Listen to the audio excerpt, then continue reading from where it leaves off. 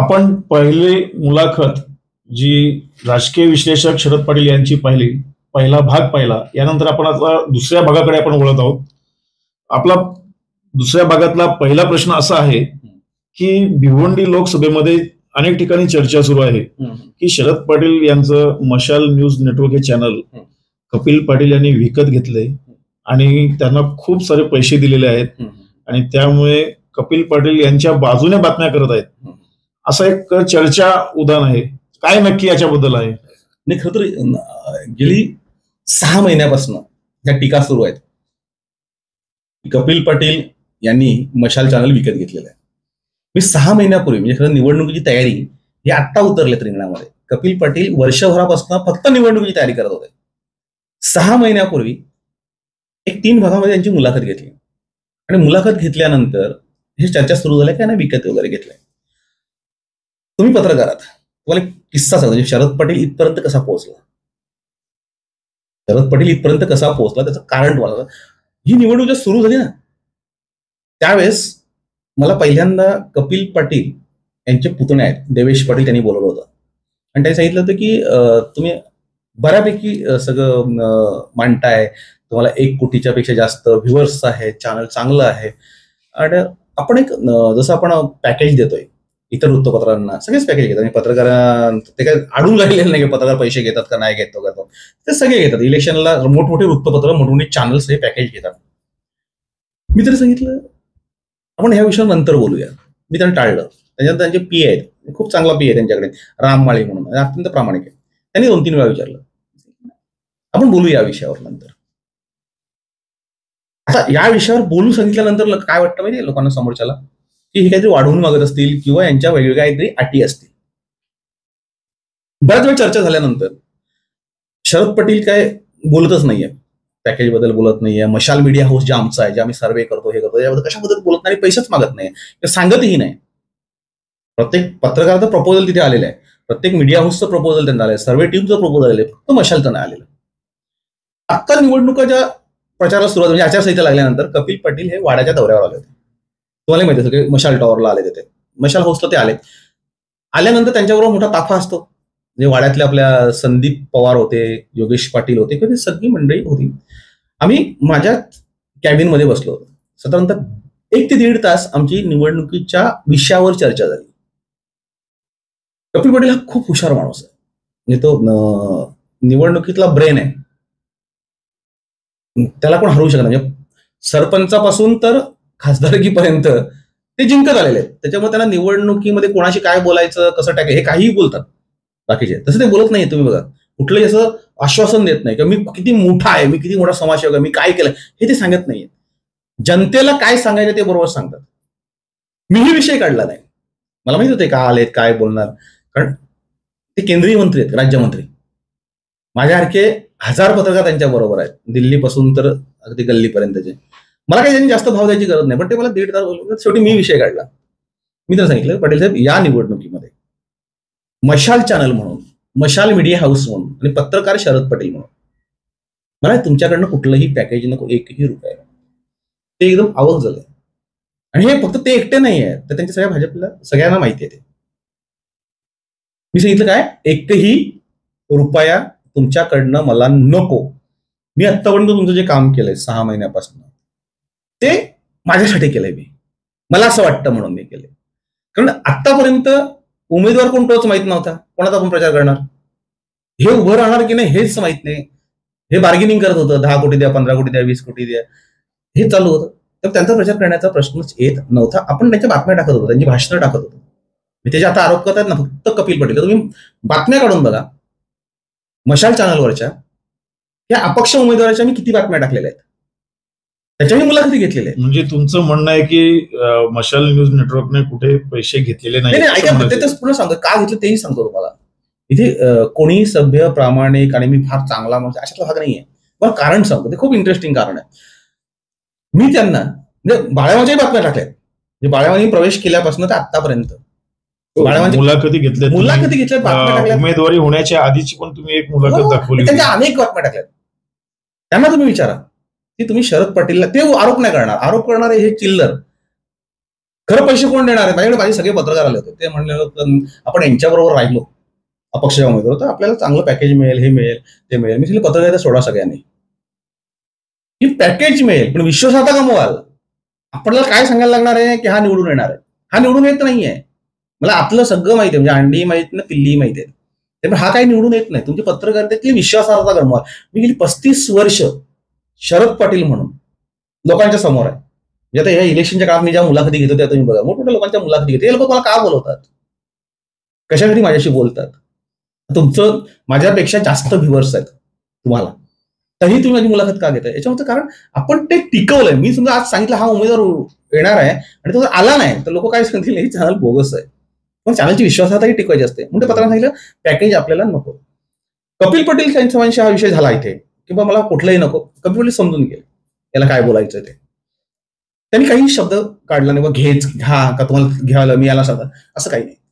मला त्याच्यानंतर मी देवेश पाटील यांच्याशी बोललो, म्हणजे बबलू. त्यांना सांगितलं मी पाटील साहेबांशी माझं असं बोलणं झालेलं का मी मला कुठलाही पॅकेज नको, कुठलाही पैसे नको, मी माझ्या पद्धतीने सगळं करणार. ते बोलले नाही असं जमणार नाही, तुम्ही 5 वर्ष आम्हाला काही त्रास देत नाही, उलट तुम्ही आमचं चांगलं हे करताय. तर निदान इलेक्शनला सगळेच घेतात, सगळेच घेतात म्हणून मी घेणार नाहीये. आणि फोन ठेवून दिला. त्याच्यानंतर त्यांचे राममाळे मी जो उल्लेख केला त्यांना फोन करून सांगितलं की बाबा या इलेक्शनच्या बाबतीमध्ये माझं पान कोरं ठेवा, माझ्या बाबतीमध्ये कुठलाही तुम्ही त्याच्यामध्ये लिहू नका का यांना हे द्यायचे का हे करायचे आहेत. कारण समोर जे आहे ते काय दिसतंय की तिथे राष्ट्रीय पक्षाचं कुठलंही चिन्ह जे नामांकित चिन्ह आहे ते दिसत नाहीये समोर.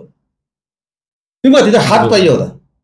बरोबर आहे, जो लोकांच्या मनात म्हणजे हात धनुष्यबाण आहे, हे चिन्ह नाहीये. तिथे तुतारी आहे. तुतारी वाजवणारा माणूस माझ्या उजव्यानी आखाड्यामध्ये तुम्ही जर गेला तर त्यांना तुतारी वाजवणाऱ्या माणसाला हे द्या. आपण इलेक्शनला रांगेत उभी असतो ना तेव्हा आपण सांगतो हे हातावर हा, हातावर हा, हे धनुष्यबाणावर हा. शेवटच्या क्षणापर्यंत त्यांना सांगावं लागतं. हे सांगतात ना तुतारी चिन्ह आमचं पोहोचलं. कोणाकडे पोहोचलं? सुशिक्षित माणसाकडे पोहोचलं. भिवंडी लोकसभा मतदारसंघाची अवस्था अशी शहापूरला आदिवासी, गरीब, अज्ञानी भरपूर समाज आहे. वाड्यामध्ये तीच परिस्थिती आहे, मुरबाडमध्ये तीच परिस्थिती आहे, भिवंडी ग्रामीणमध्ये तीच परिस्थिती आहे. ते तुम्ही लोकांना काय समजून सांगणार आहात? चिन्हाला महत्व याच्यासाठी आहे. कोर्टामध्ये भांडामांड सुरू आहे ना, चिन्ह महत्वाचं आहे, चिन्ह नाहीये. यांचं चिन्ह कधी 6 तारखेला झालं, कधी पोहोचणार आहे, काय पोहोचणार आहे? कमल चिन्ह हे पोहोचलेलं होतं. एक दुसरी गोष्ट जी फिल्डिंग मी बघत होतो कपिल पाटील यांची, हे जिंकणार आहेत म्हणजे आम्हाला कॉन्फिडन्स वाटत. म्हणजे तुमच्या चॅनलवर आता निवडणुकीला अजून बरेच 20 तारखेला निवडणूक आहे, त्याच्या आधी मी सांगतोय की कपिल पाटील हे जिंकणार आहेत असं मला वाटतंय. उद्या ते जिंकले, कॅबिनेट मंत्री होतील. कॅबिनेट मंत्री होतील हे मी तुम्हाला 100% सांगतोय. कारण विरोधकांना जमलंच नाही. हे राज्यमंत्री होते. हे राज्यमंत्री असताना यांनी किती भ्रष्टाचार केला किंवा काय केलं, गोंधळ घातला, याचा कोणता डाग आहे काही सांगता आलं नाही. आणि त्याच्यामुळं पहिल्याच लिस्टमध्ये कपिल पाटीलचं नाव आलं. म्हणजे मी 6 महिन्यापूर्वी सांगितलं होतं कपिल पाटील तिकीट मिळेल, जेव्हा सगळे सांगत होते. हे अपक्ष उमेदवार सांगत मला भाजपचं तिकीट मिळेल आणि कपिल पाटील माझा प्रचार करेल. त्यावेळेस मी ठासून सांगतो कपिल पाटीलला. त्याच्या मागची अनेक कारणं होती. कारण मी दिल्लीत जाऊन बसलो होतो, दिल्लीमध्ये मला त्यांचं सगळं घेतलं होतं. ते मीही शोधत होतो की कपिल पाटील एकही लूप होल्स आपल्याला मिळायला पाहिजे, कळलं पाहिजे आपल्याला नेमकं काय चाललंय. नाही मिळालं. कारण विरोधकांना ते बाहेर काढता आलं नाही. पहिली गोष्ट विरोधकांना बाहेर काढता आलं नाही. कपिल पाटील उद्या केंद्रीय मंत्री झाल्यानंतर जो मान सन्मान आहे तो किंवा त्याच्या डोळ्यात डोळे घालून मला बोलता आलं पाहिजे. ते मला माझी लोकांची कामं म्हणजे आता या 10 वर्षामध्ये कपिल पाटील खासदार आणि मंत्री असताना मी जेवढी कामं करून त्यांच्याकडून घेतली तेवढी कामं भाजपच्या कार्यकर्त्यांनीही करून घेतलेली नाही. कारण तिथे माझ्या शब्दाला मान होता, वजन होतं. त्यांच्याकडे मी गेल्यानंतर मी सांगितलं मला हे करायचं आहे का हे पाहिजे. ह्या लोकांची कामं झाली. मी अनेक शिष्टमंडळ माझ्या चॅनलवर अनेक शिष्टमंडळ घेऊन गेलो, अनेक लोक गोरगरिबांची कामं घेऊन गेलो. कपिल पाटील नाही कधी सांगितलं, एकदाही नाही मला सांगितलेलं नाही. उद्या ते मंत्री झाल्यानंतर मी यांच्याकडे घेऊन जाणारी जी कामं असतील ती ते 100% करतील. आणि पत्रकारितेमधली एक गोष्ट तुम्हाला सांगतो, तुम्ही पत्रकार म्हणून ज्या दिवशी तुम्ही इलेक्शनला पैसे घेता ना त्या दिवशी तुम्ही उमेदवारांच्या नजरेतून उतरताय. कपिल पाटील यांचं इलेक्शन झाल्यानंतर जेव्हा ते हिशोबाला असतील ना, किती पैसे गेले किती गेले त्याचा हिशोब होईल ना. कोण पैसे घ्यायचा राहिला असेल, कोणता मतदार, कोणता पदाधिकारी, भाजपचा कोणता कार्यकर्ता किंवा त्याच्या आघाडीतला महायुतीतला, सगळे महायुतीतले घटकांनी पैसे घेतले असतील, देणं चालू आहे, हे सगळं माहिती आहे. म्हणजे ते नागडं सत्य आहे. पत्रकारांनीही त्याच आशेने जातात, पत्रकारही पैसे घेतात. त्यावेळेस जेव्हा कपिल पाटलांच्या लक्षात येईल, एकच माणूस होता, शरद पटेल, की ज्यांनी सगळ्यात जास्त प्रसिद्धी आपली केली, पण एकही रुपया घेतला नाही. मी फार प्रामाणिक आहे, सभ्य आहे. म्हणजे याचा अर्थ तुमचं सांगण्याचं स्पष्ट आहे की आम्ही कोणताही एक नया रुपया घेतलेला नाही. पुढचं सांगतो, ज्या दिवशी मी त्यांच्याकडे जाईन, वाईटातली वाईटीत गोष्ट आली, कपिल पाटील पडले, हाती मरा ना, तो भी 9 लाख का. हे जरी पडले ना, पडणार नाही, पडले तरी त्यांचा तो रुबाब, ती पद्धत, ते सगळं तेच असणार आहे. 2 वेळा खासदार आहे, मंत्री आहे, आमदार लगेच होते, विधान परिषद, काय काय ते व्हायचं ते जाते. पण मैत्री जी आहे ना, ती माझी आणि त्यांची, म्हणजे खरं तर त्यांची आणि माझी मैत्री ही नंतरची. त्यांचे जे भाऊ होते, फेडरेशनला ते अध्यक्ष होते, त्यांची आणि माझी मैत्री खूप चांगली होती. म्हणजे कपिल पाटील फार नंतरची गोष्ट. त्यांचा मुलगा आहे प्रशांत पाटील म्हणून, मोठा मुलगा, आणि त्यांचा मॅनेजर होते सावंत म्हणून. ह्या दोघांना ते माहिती, म्हणजे आधी दोघं जिवंत आहेत. त्यांना जर विचारलं, म्हणजे पुरुषोत्तम पाटील नाही आहेत, पण त्यांना विचारलं की शरद पटेल आणि पुरुषोत्तम पाटील यांचे संबंध कसे होते, आता जेव्हा माझे कपिल पाटीलचे संबंध आहेत ते कुठेतरी हातचं राखून आहेत. ते संबंध आमचे जे होते ते खूप वेगळे होते, वेगळी मैत्री होती. म्हणजे माझी नवीन पत्रकारितेला सुरुवात होती. आजही फेडरेशनला, त्यानंतर मृत्यून बरेच वर्ष झाले, आजही फेडरेशनला मी गेल्यानंतर फेडरेशनमध्ये ज्या आपल्या शिफारशी असतात त्याचा एकही रुपया घेतला जात नाही. जो मला मान सन्मान पुरुषोत्तम पाटलांच्या काळामध्ये मिळत होता, तोच आजही फेडरेशनला मिळतोय. एवढं त्यांनी करून गेलं की त्यांना माहिती होतं की पुरुषोत्तम पाटलांचे चांगले मित्र आहेत. कपिल पाटील यांच्याशी माझा फार जुळतो अशा भाग नाहीये, पुरुषोत्तम पाटलांची खूप जुळायचं. आणि ते फक्त प्रशांतला माहिती, कारण प्रशांत मोठा होता आणि त्यांचा मॅनेजर सावंत, म्हणजे जो आमच्यामध्ये असायचा नेहमीत. तर तेव्हापासूनचे माझे संबंध आहेत. कपिल पाटलांच्या एक लक्षात येईल की साला एक माणूस होता काही पैसे नाही घेत. मला त्याच्या डोळ्यात डोळे घालून बोलता येईल, मी निर्भीडपणे त्याच्याशी बोलू शकतो, कारण मला शिंगणांची अवस्था माहित होती. खासदार शिंगणांकडे जेव्हा एक कार्यकर्ता मुलगा ज्याच्याकडे नोकरी मागायला गेला, मी सांगितलं की तुम्ही कसले पैसे मागता, माझे काम का करत नाही, व्हिडिओ टाकलाय, तेव्हा त्यांनी शिंगणाने सांगितलं तुझ्या बापाने किती पैसे घेतले ते सांग. निवडणुकीत मी असंच निवडून नाही आलो, तुझ्या बापाने माझ्याकडून किती पैसे घेतले ते सांग. तुम्ही कार्यकर्ते, पदाधिकारी हात म्हणून तुमची मी कामं केली, तर मी पैसे आणायचे कुठून इलेक्शनला, मी त्याला मी साक्षीदार होतो. इलेक्शनला पैसे घेतले की हा प्रॉब्लेम नंतर होतो, हे 5 वर्ष आपली कामं करत नाही. बरेच सांगतात की आमचं काम नाही केलं, आमच्या रस्त्याचं काम नाही केलं.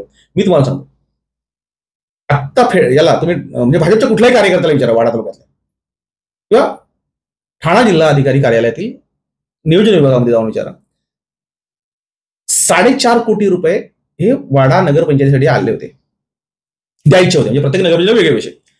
मी कपिल पाटील यांच्याकडे गेलो, म्हणाले हे रस्ते आहेत वाड्याचे, हे झालेले नाही, हे पाहिजे. त्यांचा पीए खोपकर ते स्वतः त्यांना पाठवलं.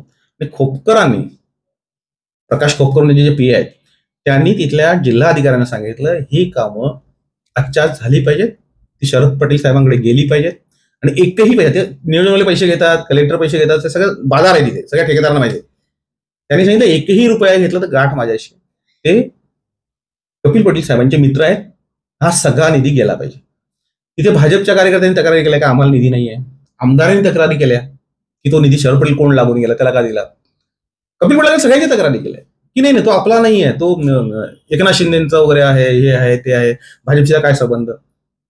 कपिल पाटीलनी मांडलं नाही. कपिल पाटील नाही, शरद पाटीलनी सांगितलेलं काम मला करावं लागेल. आणि 4.5 कोटीची प्रमा वाड्यामध्ये आले, नगरपंचायतीमध्ये जाऊन विचारा.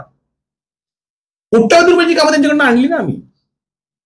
प्रत्येक शिष्टमंडळ मी जे घेऊन गेलो, म्हणजे भाजपच्या कार्यकर्त्यांची पण कामं मी घेऊन गेल्यानंतर त्यांनी ती माझ्या, म्हणजे आधी भाजपचे 4 लोक गेले तिथे, त्यांनी ऐकलं नाहीये म्हणून यांना माहिती नाही. शरद पटेल गेल्यानंतर तो दबाव आहे, तो वचक आहे, ती पत्रकाराची जी ताकद आहे ती तुम्हाला टिकवायची असेल तर मी पैसे घेऊन. दुसरे उमेदवार आहेत बाळेभाऊ म्हात्रे, म्हणजे खूप जुने मित्र आहेत. म्हणजे मला 1990ला मी पत्रकारितेत आलो, 1994ला मी माझं संपादक झालो, त्याच्या आधी 92-93ला ही शाखा प्रमुख झाली बाळेभाऊ म्हात्रे. आनंद दिघे साहेबांकडे हे नेहमी येणं होतं, मी आनंद दिघे साहेबांच्या जवळचा होतो.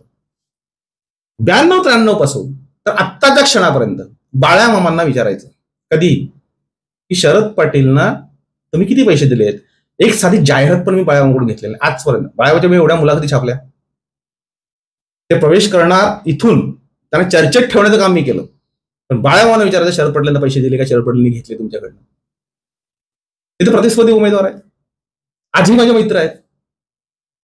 आपण पत्रकार वृत्तपत्रासाठी जाहिराती घेतो, चॅनलसाठी जाहिराती घेतो. मी नाही बाळामामांकडून जाहिरात घेतली, कधीच मागितली नाही. हे कोणालाही खरं वाटणार नाही. खरं हे सांगतात ना आम्ही एवढी समाजसेवा करतो, त्याच्यापेक्षा 1000 पटीने चांगली समाजसेवा ही बाळामामा करतायत. बाळामामा हा दानशूर आहे, तो हात खुला आहे. 5,000 रुपये दिले आणि 5 लाखाचे बॅनर छापले, असं तो करत नाहीये. म्हणजे आत्ताच्या क्षणालाही त्याला अनेकांनी सांगितलं की हे लोक सांगतात आम्ही एवढी समाजसेवा करतो, आपली समाजात दाखवली वैतागलं नाही. दान जे केलेलं आहे ना, दान जे आपण दान करतो ते ह्या हाताचं त्या हाताला कळलं नाही पाहिजे. त्याची जर तुम्ही जाहिरात करणार असाल, त्याची चर्चा करणार असाल, तर दानाला काही अर्थ नाही. हे बाळामामांचे शब्द आहेत. बाळामामांनी खूप लोकांना दिले, त्याच्यापेक्षा जास्त कपिल पाटील यांनी केले, ते सत्ताधारीच होते. सरपंच, उपसभापती, सभापती, कृषी सभापती, जिल्हा परिषदेचे उपाध्यक्ष, त्याच्यानंतर जिल्हा परिषदेचे अध्यक्ष, खासदार, डबल केंद्रीय मंत्री, ह्या दरम्यान त्यांनी काहीच नाही काम केलं. किती लोकांची कामं केली असतील. पुढे सांगितले, पुढे जाहिरात आली, मी एवढी पोरं कामाला लावली, मी याला मदत केली, त्याला. तुम्ही जी कामं करताय ती सांगून दाखवायची नसतात. तुम्ही ज्यावेळेस त्याच्यामध्ये पाप येतं ना, तेव्हा नियती जी असते ना ती तुमच्या पदरामध्ये दान टाकते की नाही त्यांनी जी समाजसेवा केली त्याच्यासाठी याला पुण्य लाभलं पाहिजे होतं, पण त्याची जाहिरात केली, हा पापी आहे. आणि म्हणून यांची ही हालत अशी झाली. तुम्ही बघा निवडणुकीने हे सांगता आम्ही 2.5 लाखांनी निवडून येणार आणि 3 लाखांनी निवडून येणार. तुम्ही बघा रिझल्ट आल्यानंतर तुम्ही बघा यांची हालत काय होणार ती. मग कळेल की समाजसेवेची जाहिरात केल्यानंतर काय होतं. बाळामामांकडून मी जेवढे पैसे मागले तेवढे बाळामामांनी दिले असते मला. 2019ला पण ते उभे राहण्याचा प्रयत्न करत होते. अख्खी जाहिरात त्यांची अख्खी मुलाखतीपासून माझ्या बघा माझ्या चॅनलवर मीच केलेल्या आहेत त्यांच्या मुलाखती बाळामामांच्या. त्याच्या आधी ते 14ला उभे होते, मीच त्यांना केले, कारण मित्र आहेत ते माझे. त्याच्याआधी 2009ला पण त्यांनी तो प्रयत्न केला होता, ज्यांनी विधानसभा लढलेले. एवढ्या सगळ्या निवडणुकांमध्ये बाळामामांकडनं 1ही रुपया मागितला नाही आणि 1ही रुपया घेतला नाही. हे बाळामामा ही आधी सांगतील, उद्या कपिल पाटील पण हेच सांगतील. म्हणजे आज सोडून द्या, आज शरद पटेलच्या विरुद्ध कसं बोलायचं, पण अजून 10 वर्षांनी 15 वर्षांनी त्याला विचारा 2024च्या निवडणुकीमध्ये शरद पटेलने तुमच्याकडून किती पैसे, 1ही रुपया मागितलेला नाही. पण त्याच्या पलीकडे तुम्हाला जाऊन सांगतो, देऊन त्यांनी मला किती पैसे दिले असते. त्यांनी 1 रुपया मला दिला असता समजा, मी त्यांच्याकडनं पुढच्या 5 वर्षामध्ये 1 रुपयाच्या ऐवजी 1000 रुपयाची कामं करून घ्या. 1 रुपया कुठे ना 1000 रुपये कुठे. सगळे खासदार आमदार तर टक्केवाऱ्या घेतात, टक्केवाऱ्या द्यायला लावतात, सगळे अधिकारी घेतात. ज्यावेळेस कपिल पाटील यांचा पीएफ प्रकाश खोपकर येऊन जिल्हाधिकाऱ्यांना सांगतोय तर ही कामाची प्रमा काढून शरद पटेलकडे द्यायचे आणि 1ही रुपया कोणी घ्यायचा नाही. याच्यामध्ये पैसे तर तुम्ही घेतले तर गाठ माझ्याशी आहे. हे कोण बोलतोय? त्यांचा पीए बोलतोय, तो दिल्लीतला पीए, त्यांचा शासकीय पीए बोलतोय की हे रिलेशन हे आहे. 4.5 कोटी त्या कलेक्टर ऑफिसला 5%, 7% त्यांचा रेट आहे. ते 5 कोटीचे आपण जर समजा 5% जरी दिले असते तर किती पैसे झाले असते? ते 25 लाख तसेच झाले ना. माझे 25 लाख वाचले ना. तसे मागायला गेलो कंपनी मला 25 लाख देणार आहेत का? पण माझे 5% वाचले नाही. हे एक काम नाहीये, अशी अनेक कामं जी आहेत ही कपिल पाटील यांच्याकडनं मी ठासून ठोकून करून घेतलेत. मी त्यांच्या नजरेत नजर घालून, मी काल हितेश ठाकूर यांची मुलाखत घेतली, तुम्ही बघितली असेल. 30 मिनिटं मुलाखत आम्ही घेतली. त्याची मुलाखत मोठी आहे, पण आम्ही 30 मिनिटं दाखवली.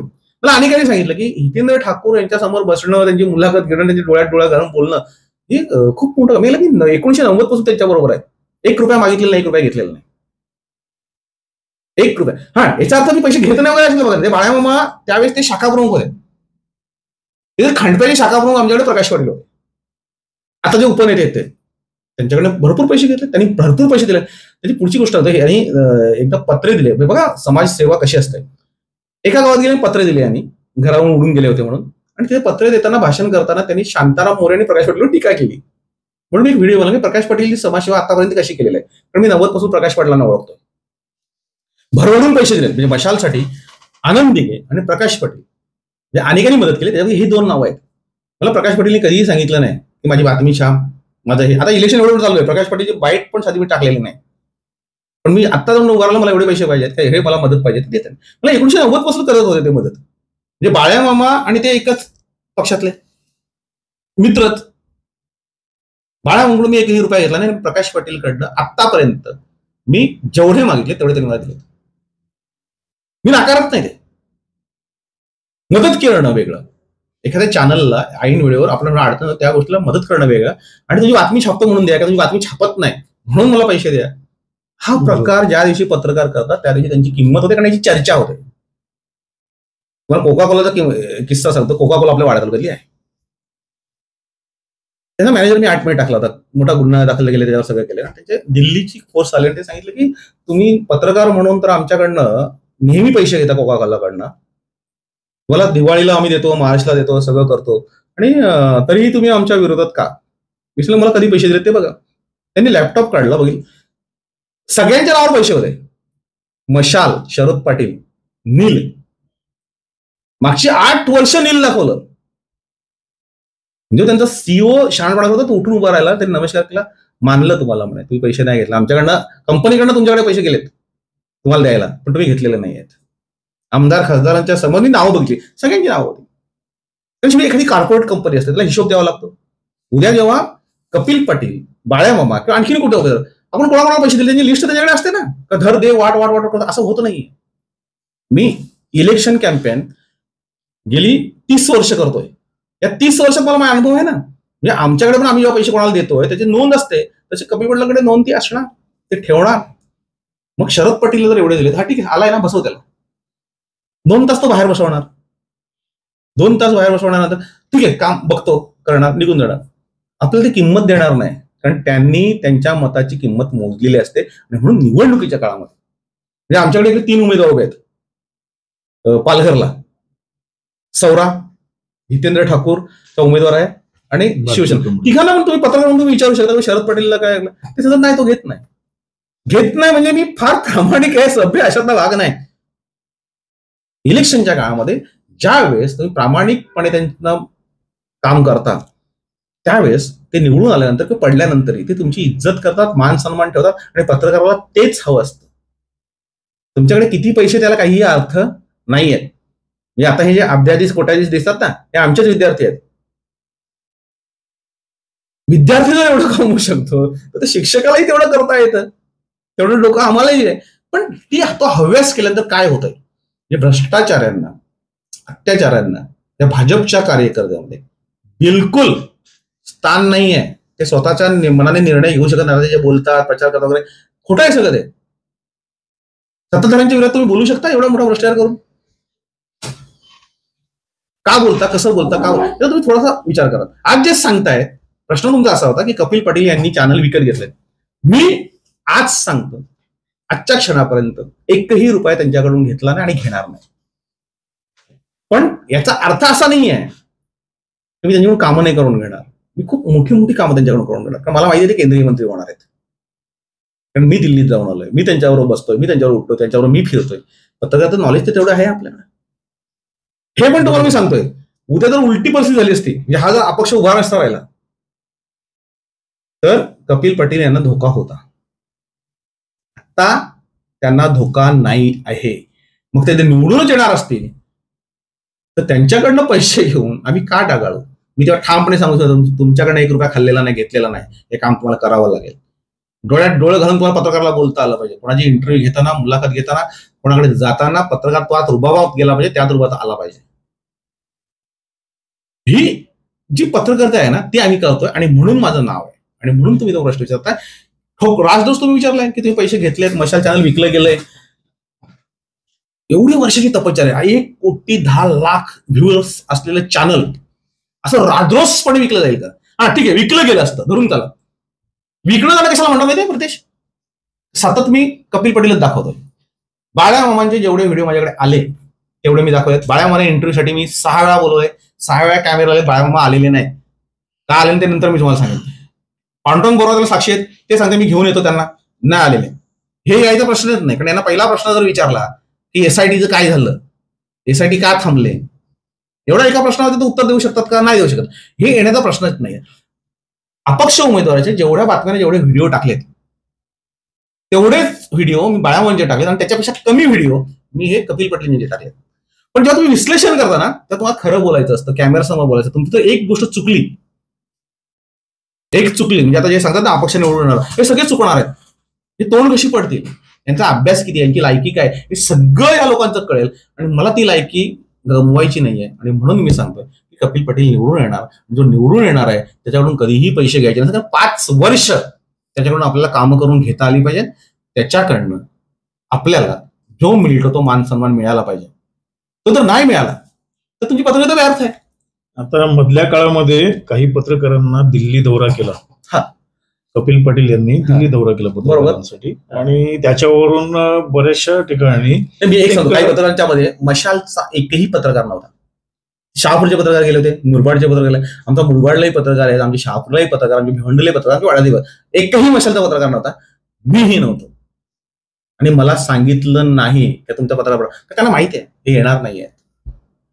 दिल्लीला जायचं असेल दौरा करायचा तर माझ्या पैशाने मी जाईन, तुझ्या पैशाने कशाला जाईन.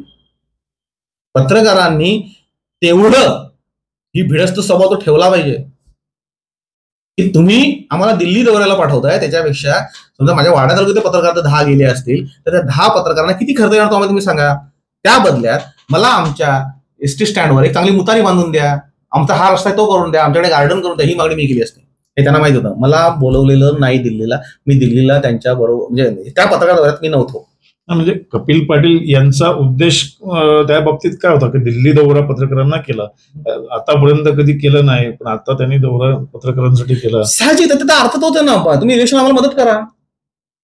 आज तुम्ही अपक्ष उमेदवाराच्या बातम्या मोठमोठ्या छापून येतात पेपरला, मोठमोठ्या चॅनल त्याच्या मुलाखती चालू होतात. एकच चॅनल आहे की ते सतत दाखवतंय त्यांचं ते विकलं गेलं. त्यांचे 2-4 चॅनल्स बघा तुम्ही, ते सतत अपक्ष उमेदवाराच्या रॅलीज हे ते रील्स सगळं दाखवतंय. त्यांच्यावर कोणीही आरोप करत नाही ते विकले गेले, कारण त्यांची दखलच नाही कोण घेत. मशालवर काय आरोप करतात, मशाल विकलं गेलंय, कारण मशालची दखल घेतली जाते. मशालच्या प्रत्येक शब्दावर लोकांचा विश्वास आहे आणि म्हणून ते मला डॅमेज करण्याचा प्रयत्न करतात. माझा एक व्हिडिओ आहे का मी फार सभ्य नाहीये, फार चांगला नाहीये, कारण आपण जर चांगले आणि सभ्य असतो, प्रामाणिक असतो तर ह्या खताड्यामध्ये हात घातला नसता. चिखलात दगड मारल्यानंतर चिखल आपल्या अंगावर उडतोय माहिती आहे, आणि तरी आपण भ्रष्टाचारांच्या विरुद्ध लढतोय, यांच्याशी बोंबलतोय. तुला माहिती आहे मी कुणबी समाजाचा आहे, उमेदवार कुणबी आहे. सगळ्या कुणबी समाज मला सांगतो की हा विरोध करतोय, हा चुकीचा करतोय, सगळे शिवाय घालतायत. पण 4 जूनला त्यांना कळेल की शरद पाटील खरा होता, आपण खोटे होतो. आणि ठासून सांगतोय कपिल पाटील यांच्याकडनं मला एकही रुपया दिलेला नाही, मी घेतलेला नाही. आणि मी ज्या त्यांच्याकडे मागेन, आज पण जाऊन उभा राहिला मला एवढे पैसे पाठवा, मला नाही सांगू शकत नाही. सांगतील. काय वाटतं तुम्हाला? कपिल पाटील असतो, देवेश पाटील असतो, त्यांचे पीए असो कोणी, तर ते सोडून द्या. ही फार लांबची ही नवीन गोष्ट आहे. त्यांचा भाऊ म्हणजे त्यांचा मुलगा पुरुषोत्तम पाटील पोरगा, त्याचा पुत्र नाही, दुसरा प्रशांत पाटील आहे, दुसरा सुमित आहे. यांच्याकडे मी जाऊन बसलो आणि सांगितलं मला एवढे पैसे पाहिजेत, नाही तर मी तुमची आता हे करून टाकेन वगैरे. मग ते पुढचं बोलायची गरज नाही, हे करून टाकेन ते करून.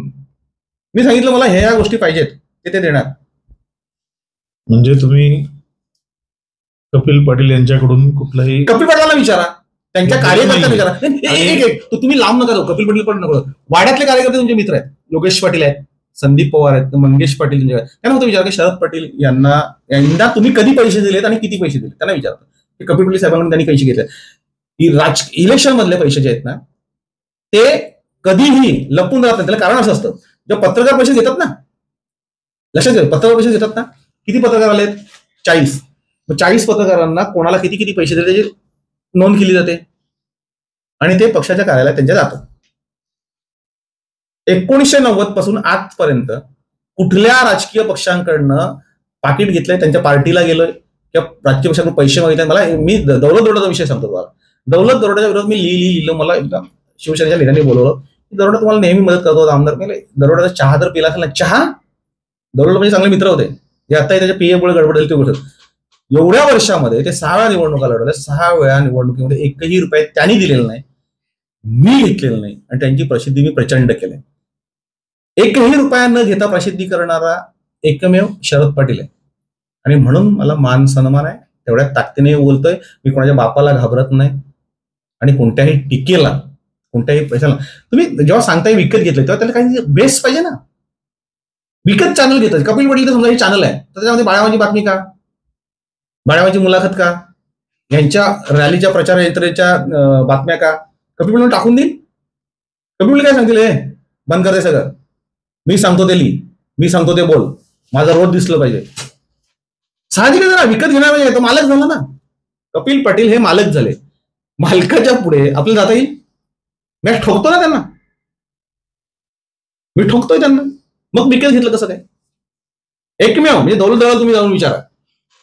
म्हणजेच आपण जो प्रश्न विचारला होता की शरद पटेल यांचं चॅनल मशाल न्यूज नेटवर्क हे कपिल पटेल यांनी विकत घेतलंय आणि बरेच पैसे त्यांना दिलेले आहेत अशी जी चर्चा चालू होती याचं उत्तर आपल्याला नक्कीच आता या चर्चामध्ये मिळालं असेल. आणि पुढचं कधी जर मशाल न्यूज नेटवर्कच्या बाबतीत बोलायचं झालं तर आपण या पैशाचं देवाणघेवाणाच्या बाबतीत आपल्याला संपूर्ण विश्लेषण योग्य प्रकारे केलेलं आहे. त्यामुळे मी इथेच थांबतो. आपण आता पुढच्या भागात भेटूया. नमस्कार.